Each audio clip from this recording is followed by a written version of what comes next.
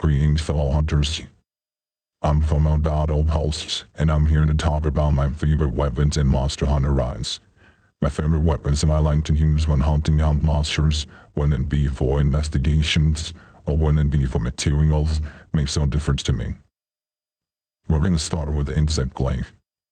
Personally, I never really understood the mechanics of the insect glaive itself. I don't really understand it, and I'm not a huge fan of it either. So I'm probably gonna put it on D tier.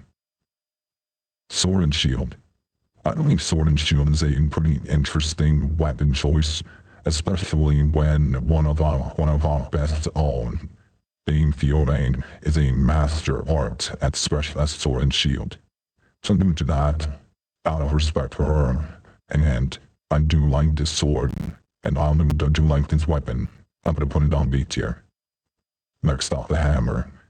Oh, I fucking love this beautiful thing. The whole idea of entering the battle, striking the monster in the head and causing him to stun while you do stupendous amount of damage is without a doubt the best thing I've ever seen. Especially when you're in a party, because when you and your fellow hunters need to distract the monster, your friend who happens to have a hammer can stun the monster, and you guys can focus on its tail. Meanwhile, the hammer user can focus dealing immense damage in the head of the monster. Absolutely S tier material, and there's no debate whatsoever. Light bowgun. I don't know anything about this weapon, looks strange to me. I'm not really sure which one is honestly superior, the heavy or the light one. But I'm gonna put both of them on C tier. And there's the lance. Overall, if you prefer tanking and overall staying alive or overall having a high survivability, then you go with lance. But I'm gonna win just above sword and shield because of that. Then there's the walled sword. For some reason, Capcom just loves the walled sword and implements so much buffs into this weapon. The wake-up combo that you can do with a long sword weapon and a green sword is stupendous. Because think of it like this, you just put a monster asleep, and your friend has a green sword that's about to do a wake-up combo. Just before the attack lands, you with the long sword weapon activate Serene Pulse, not only reflecting the damage, but also countering it at the same time, potentially dealing thousands of damage. Due to that, the long sword and the green sword go hand in hand. So I believe that I should put both of them on A tier. I think both deserve A tier due to the fact that they have amazing combo potential. Next up is the dual blades. Now, in any other Monster Hunter game, for what I understand, the dual blades were really good in previous Monster Hunter games, except in Monster Hunter Rise, they just really bad. For one, the idea of consuming a lot of stamina just to activate and maintain the demon mode is ridiculous. I do like the animation style of the attacks, I do like it. It's very unique and enjoyable.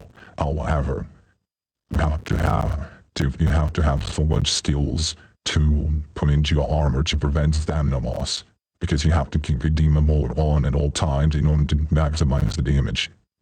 And there's the wire skill bug, or the fire skill attack named Spiral Lash. Essentially what it does is that your character will sling itself towards the monster and propel itself by becoming a drill and dealing damage to it. This could potentially be a pretty interesting method of obtaining broken rewards, because if you have Part Breaker maxed as a skill and you use Spiral Lash, that can actually potentially give you a lot of broken rewards. However, due to the fact that they got so nerfed in Monster Hunter Rise Sunbreak specifically, due to it, I would have put it on World C. Next up is the ball. The ball is both good and bad. It's good because depending on which bows you have, you could have multiple coatings: power, blast, sleep, paralysis, and poison. Which is interesting, because if you happen to have a certain bows let you have certain coatings, and certain coatings could be useful and beneficial Want to put on monster to sleep? Just use sleep coating. Want to poison the image? Just use poison the image. Want to paralyze info maximize the image? Paralyze coating. You have many options. Because of that, I'm going to put in on high A. Next up is the hunting mode. Hunting mode is this different one. If you're a support character, if you like being supported, then by all means, use the hunting mode. However, multiple players, from what I understand, multiple players want supportive type.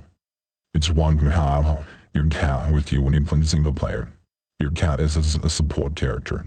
However, most of the time, are you going to play Monster on the Rise by yourself or with friends? Because if you're playing with friends, then the hunting mode is practically useless.